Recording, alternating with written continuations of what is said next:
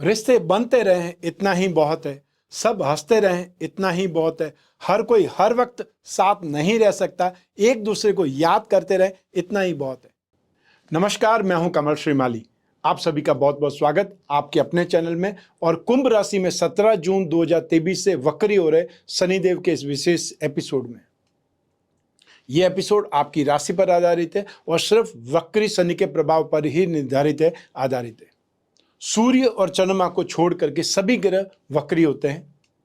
वक्री अर्थात गति में परिवर्तन। और जब यह ग्रह वक्री होते हैं तब इनकी दृष्टि का प्रभाव अलग होता है। 17 जून 2023 से नवग्रह मंडल के न्यायाधीश शनिदेव की चाल बदलने वाली है। वे कुंभ राशि में वक्री होने वाले हैं अगले 140 दिनों के लिए। ज्योतिष के कुछ विद्वानों की वक्री शनि के बारे में अलग अलग धारणाएं भी है। वक्री ग्रहों के संबंध में ज्योतिष प्रकाश तत्व में कहा गया है कि क्रूर ग्रह वक्री होने पर अति क्रूर फल देते हैं और सौम्य ग्रह वक्री होने पर अति शुभ फल प्रदान करते हैं। जातक तत्व और सारावली ग्रंथों के अनुसार यदि शुभ ग्रह वक्री होने पर पद धन वैभव प्रदान करते हैं, किंतु पापी ग्रह वक्री होने पर धन यश प्रतिष्ठा की हानि आदि प्रतिकूल फलों की संभावनाएं देते हैं। अगर जन्म कुंडली में शनि योग कारक है, सकारात्मक परिणाम देने के लिए बाध्य है, तो गोचर में भी सकारात्मक फल ही देंगे। वक्री होने पर सकारात्मक परिणामों में वृद्धि हो जाएगी।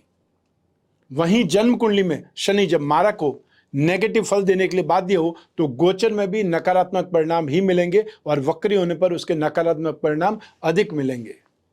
वक्री का मतलब हुआ शनि की गति का कम होना, और गति का कम होने का मतलब है निश्चित तौर पर उस राशि में ज्यादा समय तक किसी ग्रह का रहना। सबसे पहले हम बात करते हैं वक्री शनि का विश्व पर क्या प्रभाव पड़ेगा। वक्री शनि का प्रभाव केवल मनुष्य तक ही सीमित नहीं है, बल्कि पूरे विश्व पर इसका असर पड़ेगा। भूसंकलन और भूकंप की संख्या बढ़ने की संभावना है।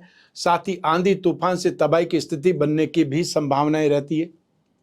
और इसके अलावा जो ठंडी हवाएं, कप कपा देने वाली ठंडी हवाएं भी इस समय काल में चलेगी।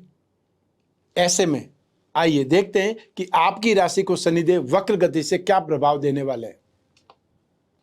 आइए अब बात करें सिंह राशि की। सिंह राशि के रोग और सप्तम भाव के स्वामी शनिदेव 17 जून 2023 से 140 दिनों के लिए सप्तम भाव में वक्री हो जाएंगे।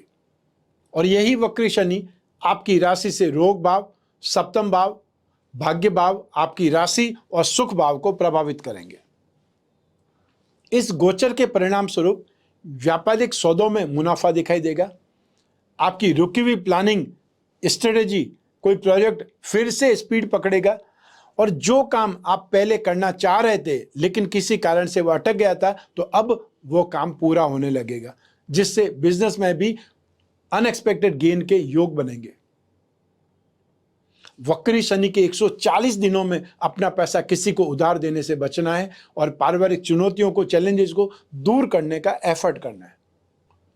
लंबी यात्राओं पर जाने से पहले थोड़ा सा ध्यान दें, प्लानिंग करें, क्योंकि उससे असुविधा हो सकती है या कोई नुकसान हो सकता है। अपने विरोधियों का, अपने कॉम्पिटिटर्स का पूरा ध्यान रखें, उन पर नजर रखें, क्योंकि वे आपको परेशान कर सकते हैं, साजिश कर सकते हैं।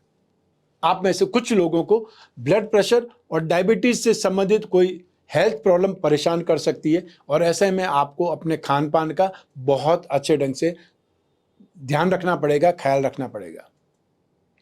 आपके दाम्पत्य जीवन में, मैरिड लाइफ में कुछ तनाव बढ़ सकता है। आपको अपने लाइफ पार्टनर को बेहतर तरीके से समझना पड़ेगा और उनकी जो भी जिज्ञासा है उनको शांत करते हुए उनको समझाने की कोशिश भी करनी पड़ेगी, क्योंकि बात बात में वाद विवाद या तर्क बढ़ सकता है और इससे में रिश्ते में तनाव ही बढ़ेगा। अपने जीवन साथी की संवेदनशीलता का ध्यान रखना जरूरी है, अन्यथा घरेलू मुद्दे आपको कारोबारी जीवन को प्रभावित कर सकते हैं, डिस्टर्ब कर सकते हैं। और आप में से वो लोग जो विवाह योग्य हैं, उनके विवाह की बात चलने में इन 140 दिनों में कुछ न कुछ समस्याएं आएंगी, अतः देरी होगी।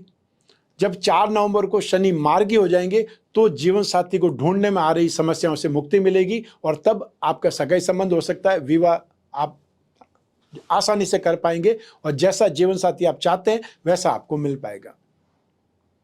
आप में से जो स्टूडेंट कोई कंपटीशन एग्जाम की तैयारी कर रहे हैं उसमें आपको सक्सेस मिलने की स्थिति बन सकती है, लेकिन ऐसा तभी होगा जब आप भरपूर मेहनत करें, अपनी जो एक प्रकार से झोंक दें अपनी पूरी ताकत उसमें।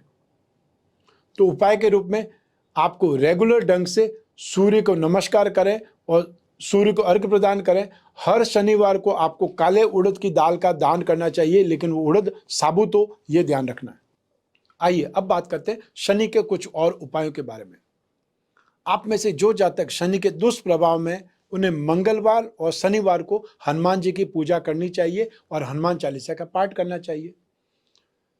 तो हनुमान जी के भक्त शनि से कभी परेशान नहीं होते। यदि रामायण के सुंदरकांड का पाठ कर लिया जाए तो यह शनि देव को तुरंत प्रसन्न करने में सहायक होता है।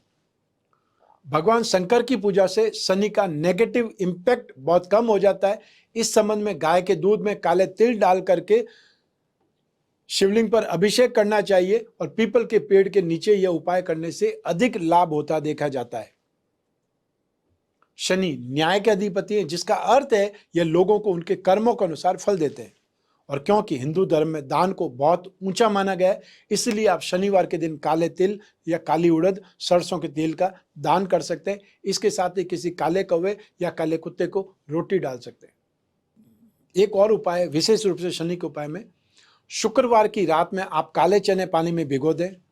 शनिवार को ये चने साथ में कच्चा कोयला, तो कोई भी लोहे की कील, कोई काले कपड़े में बांध करके या लपेट करके मछलियों के बीच में डाल दें। पूरे 140 दिन तक आपको हर शनिवार को यह काम करना है। इसके फलस्वरूप शनि की पीड़ा शांत होती है और शनि का पॉजिटिव इम्पैक्ट वो आपको मिलने लगता है। आप में से वो लोग जो शनि यंत्र की अंगूठी पहन सकते हैं, उनको शनि की 7.5 या शनि का ढैया है, उनको तो ये शनि यंत्र की अंगूठी जरूर पहननी चाहिए। और जिन लोगों को शनि, वक्री शनि पीड़ित करने वाला है, उन लोगों को भी शनि अंगूठी पहनने में बहुत राहत मिलने वाली है। शनि पिरामिड अपने बेडरूम में जहाँ आप सोते हैं उस रूम में रखें, आसपास रखें तो और ज़्यादा अच्छा है। क्योंकि जब भी कोई ग्रह चेंज होता है, सबसे पहले आपकी बुद्धि पर असर करता है, उसके बाद उसका असर आपके शरीर पर होता है। तो फिर आपको इस पिरामिड के प्रयोग से कॉस्मिक स्ट्रेंथ हासिल होगी, या एक प्रकार से थेरेपी की बात आप बोल सकते हैं, समझ सकते हैं। शनि का तांत्रिक मंत्र ओम प्राम प्रीम प्रोम सह शनि नमः, इस मंत्र का जाप करें। आप चाहें तो शनि दोष निवारण कवच बना करके भी धारण कर सकते हैं। ये था वक्री शनि के उपाय। ये राशिफल, ये गोचर फल आपकी जन्म कुंडली में से एक ग्रह चंद्रमा को आधार बना करके मैंने ये राशिफल गोचर फल बताया है। आप चाहें तो अपनी जन्म कुंडली के संदर्भ में इस राशिफल को, गोचर फल को और सटीकता से जान सकते हैं, क्योंकि जन्म कुंडली आपकी अपनी है जो आपकी डिटेल से बनती है। और यूँ भी जब जीवन में समस्याएं ज़्यादा हो या कुछ कन्फ्यूजन हो, भविष्य में झांकना हो, कोई बहुत बड़ा डिसीजन लेना हो जो कि बहुत ज़्यादा महत्वपूर्ण है, तब अपनी जन्म कुंडली का विश्लेषण जरूर करवाना चाहिए।